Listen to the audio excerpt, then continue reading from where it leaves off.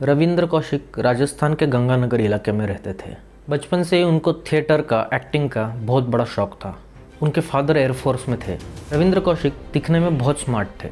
Theatre में भी वो ज़्यादातर देशभक्ति पर ही रोल प्ले करते थे। 1975 में उन्होंने बीकॉम पास किया। उसी साल लखनऊ में एक प्ले था और कौशिक उसमें भारतीय फौजी का रोल प्ले कर रहे थे।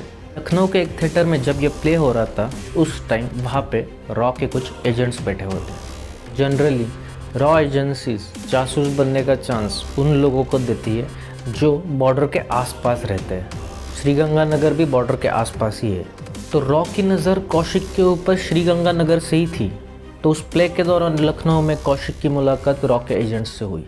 उन्होंने कौशिक की एक्टिंग को अप्रिशिएट किया और उन्होंने कौशिक से कहा कि अगर तुम्हें देश के लिए कुछ करने का जज्बा है तो हमें दिल्ली में आकर मिलो, हमारे पास तुम्हारे लिए एक काम है। रविंद्र कौशिक ने कहा ठीक है।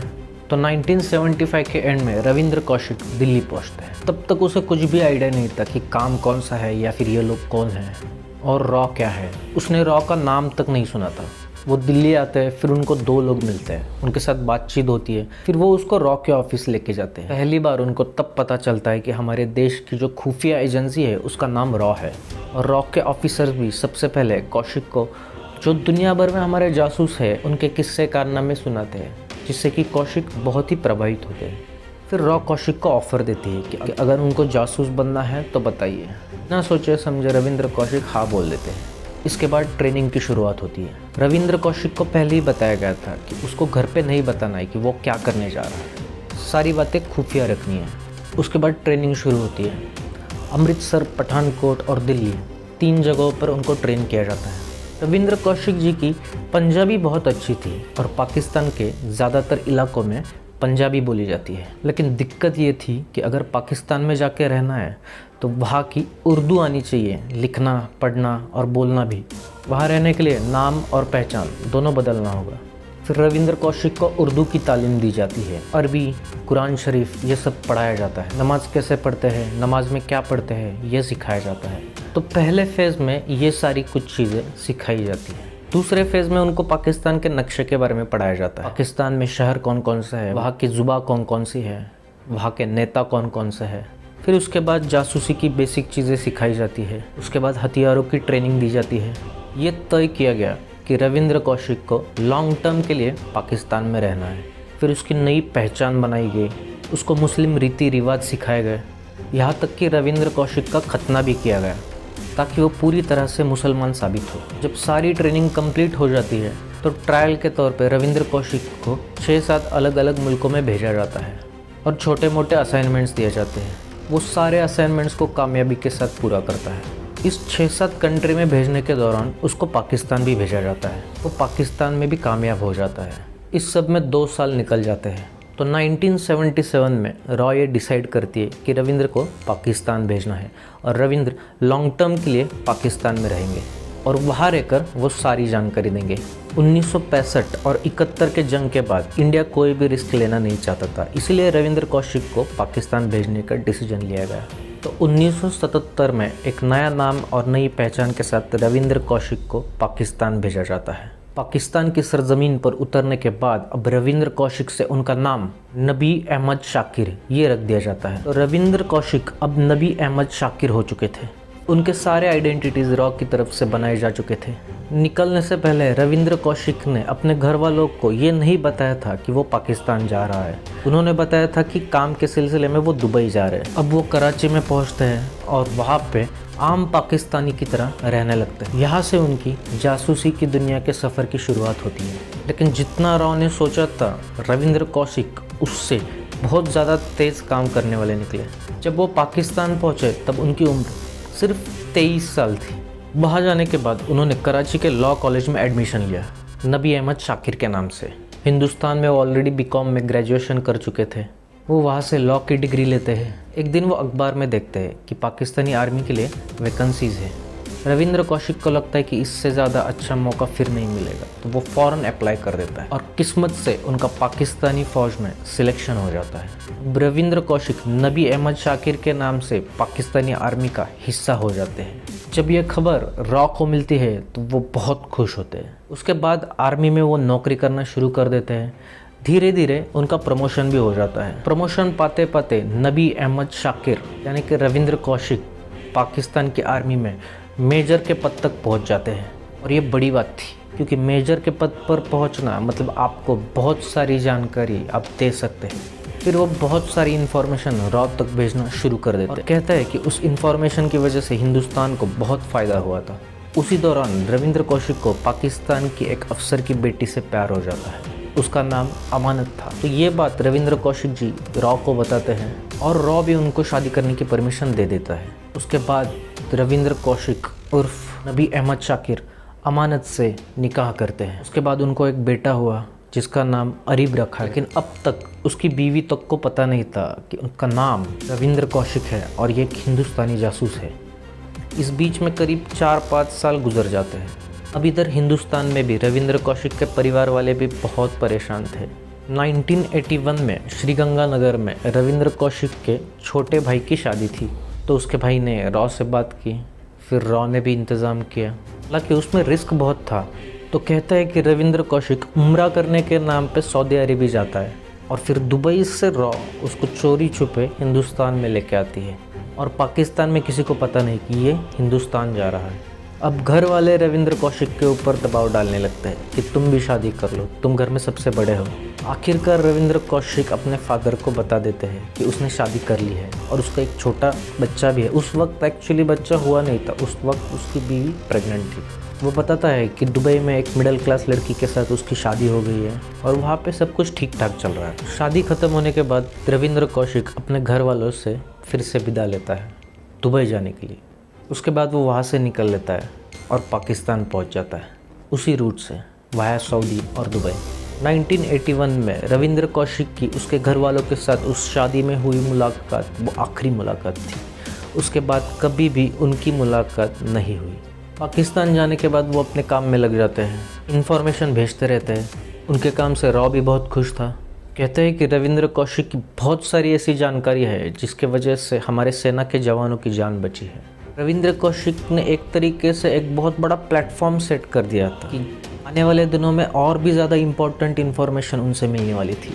लेकिन ये सिलसिला चलता तभी एक अजीब सी चीज़ हो जाती है। उसका नाम रखा गया था इनायत मसीह। ये पंजाब का रहने वाला था और रॉ का एजेंट था। उसको शॉर्ट टर्म पे एक मिशन पर भेजा गया था।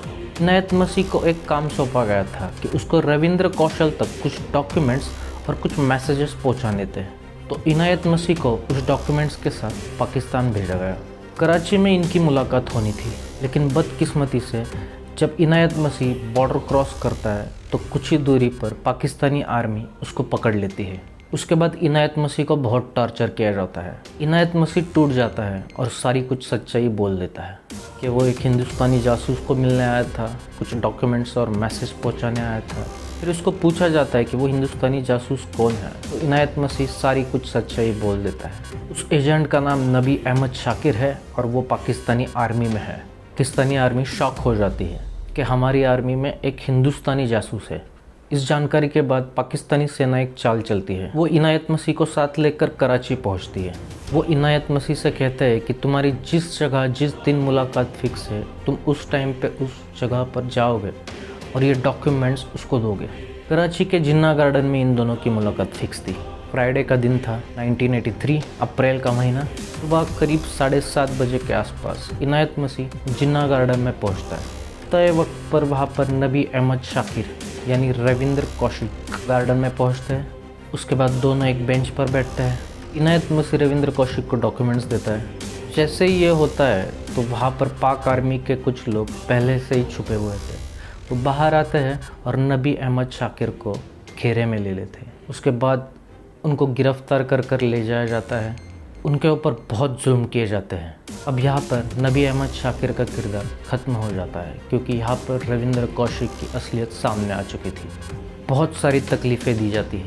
पहली बार अमानत को यानी कि रविंद्र कौशिक की बीवी को ये पता चलता है कि उसका पति जो है वो एक हिंदुस्तानी जासूस है और वो मुसलमान भी नहीं है।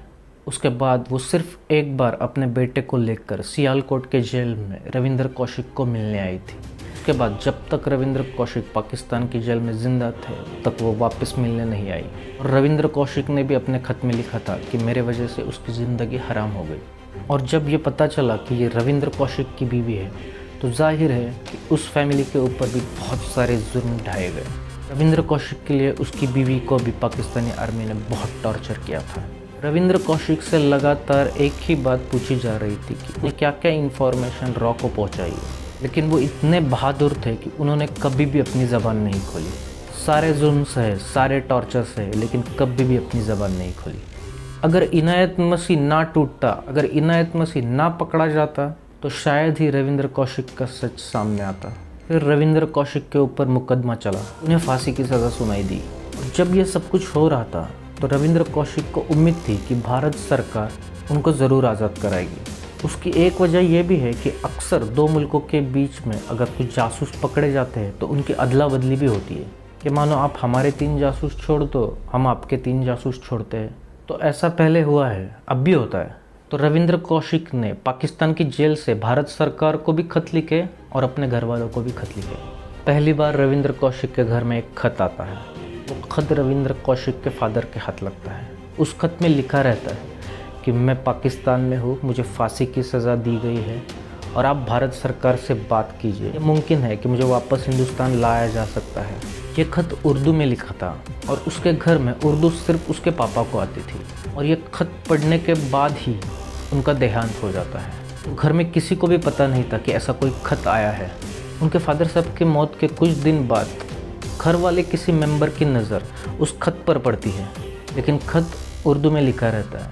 तो श्रीगंगानगर में किसी उर्दू के जानकार को ढूंढा जाता है और उनसे खत पढ़वाया जाता है। तब बाकी घर वालों को जाकर पता चलता है कि रविंद्र कौशिक पाकिस्तान की सियालकोट जेल में है और उनको फांसी की सज़ा हुई है। उस खत में ये भी लिखा होता है कि दिल्ली में होम सेक्रेटरी से बात करें। तो रविंद्र कौशिक के घर वाले दिल्ली आते हैं, होम सेक्रेटरी से हर एक से मिलते हैं, लेकिन भारत सरकार जो है वो रविंद्र कौशिक की किसी भी तरीके से मदद करने से इनकार कर देती है। धीरे धीरे रविंद्र कौशिक के खत आते रहते हैं।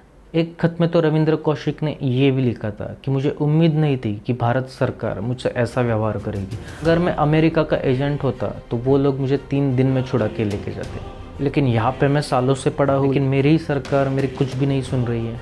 शायद मैं अब उनके किसी काम का नहीं हूँ, लेकिन जो मैंने वादा किया था वो मैं कभी तोड़ूंगा नहीं। मैंने आज तक कोई राज उगले नहीं है और आगे भी नहीं उगलूंगा। सियालकोट जेल में जब रविंद्र कौशिक थे तो और 2 हिंदुस्तानी जासूस को पकड़कर उस जेल में डाला गया, करामत राही और गोपाल दास। जब ये वहाँ पहुँचते हैं तो उन्हें पता चलता है रविंद्र कौशिक के बारे में, और तब तक रविंद्र कौशिक की हालत ख़राब होना शुरू हो गया था। उन्हें टीबी की बीमारी हो गई थी, हर वक्त सांस फूलना, खांसना। करामत राही वो जासूस थे जिन्हें बाद में रिहा कर दिया गया। वो हिंदुस्तान लौटे और उन्हीं ने रविंद्र कौशिक के कुछ आखिरी दिनों की कहानी बताई। बीच में पाकिस्तानी कोर्ट में अपील हुई फांसी के खिलाफ। सुप्रीम कोर्ट ने इस फांसी की सज़ा को उम्र कैद में तब्दील कर दिया और 25 साल की उम्र कैद कर दी। एक खत में रविंद्र कौशिक ने अपने घर वालों से कहा था कि उनकी सांस बहुत ज़्यादा फूल रही है, उनको टीबी हुआ है और पाकिस्तान में टीबी के ऊपर दवा नहीं है। तो अगर वो दवा भेजने का इंतज़ाम कर दे तो उनको थोड़ी आसानी होगी। घर वालों ने भी किसी तरह से यहाँ से दवा भी भिजवाई। पहली बार रविंद्र कौशिक को अपने फैमिली के बारे में भी सियालकोट जेल में तब पता चला जब वहाँ पे एक प्रोग्राम आया करता था रेडियो पे, मिट्टी की खुशबू, और ये शो जेल के कैदियों को भी सुनाया जाता था। तो किसी तरीके से रविंद्र कौशिक ने यहाँ पर भी अपनी जासूसी का हुनर दिखाया और ये मैसेज उन्होंने बाहर भिजवाया। हो सके तो इस प्रोग्राम के माध्यम से मेरे फैमिली की इन्फॉर्मेशन मुझ तक पहुँचाई जाए।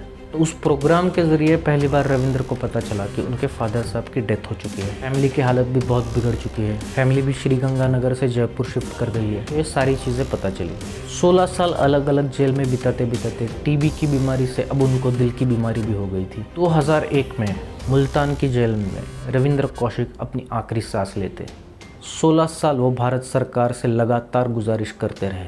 पूरा परिवार कोशिश करता रहा। उन दौरान अलग अलग सरकारें आई, लेकिन किसी ने भी रविंद्र कौशिक को पाकिस्तान से हिंदुस्तान लाने की कोशिश नहीं की। और एक रविंद्र कौशिक जिसने अपना नाम बदला, हिंदू से मुसलमान हो गया, पाकिस्तान में गया, पाकिस्तान में रहने लगा, वहाँ की लड़की के साथ शादी की। जब पकड़ा गया तब भी 16 साल तक वो जेल में सड़ता रहा, लेकिन कभी मुंह नहीं खोला। और उसे लगता था कि भारत सरकार उसके साथ खड़ी होगी, उसको बचाएगी, लेकिन उसको किसी ने नहीं बचाया। और आखिर में 2001 में मुल्तान में उनकी मौत हो गई। उनकी मौत के बाद मुल्तान जेल के पीछे ही उनकी लाश को दफना दिया गया। मरने से 3 दिन पहले आखिरी खत रविंद्र कौशिक ने अपने घर वालों के लिए लिखा था और उस खत में भी वही शिकायत थी कि जिस देश के लिए मैंने इतना सारा कुछ किया, अब उस देश को मेरी ज़रूरत ही नहीं है और इसीलिए उन सब ने मुझे छोड़ दिया। इस ज़मीन की हिफाजत के लिए रविंद्र कौशिक अपने मुल्क छोड़ के दूसरे मुल्क गया। ज़मीन की मिट्टी भी उसे नसीब नहीं हुई, उसे पाकिस्तान की सरजमी में ही दफन होना पड़ा। कहते हैं कि जासूसी की दुनिया में, अपने हिंदुस्तान में उससे ज़्यादा दिलेर, उससे ज़्यादा ज़हीन कोई और मिसाल ही नहीं मिलती, जो दुश्मन मुल्क में घुसकर उसकी सेना में घुस जाए और बाकायदा वहाँ पर नौकरी करे, मेजर तक बन जाए। लेकिन ऐसे बहादुर जासूस का ऐसा अंजाम ये सवाल खड़े करता है कि क्या हम लोग उसके लिए कुछ भी नहीं कर सकते थे? भारत सरकार कुछ भी नहीं कर सकता था? पाकिस्तानी जासूस भी थे यहाँ पर, अदला बदली हो सकती थी, शर्तें हो सकती थी, लेकिन ये चीज़ें नहीं हुई। उनकी फैमिली है, उनके आज भी शिकायत है सरकार से कि अगर उस टाइम सरकार चाहती तो रविंद्र कौशिक हिंदुस्तान वापस आ जाते, लेकिन ऐसा हुआ नहीं। हाँ, एकता टाइगर है और टाइगर जिंदा है जैसी फिल्में बनाकर देश ने रविंद्र कौशिक को फिर से याद ज़रूर किया, लेकिन ऐसी याद का क्या मतलब? तो ये थी हिंदुस्तान के उस ब्लैक टाइगर रविंद्र कौशिक की कहानी। वीडियो अच्छी लगी हो तो वीडियो को लाइक कीजिए, शेयर कीजिए। ऐसी इंटरेस्टिंग वीडियोस देखने के लिए हमारे चैनल को सब्सक्राइब कीजिए। तो मिलते हैं अगली वीडियो में। Till then just take very good care of yourself.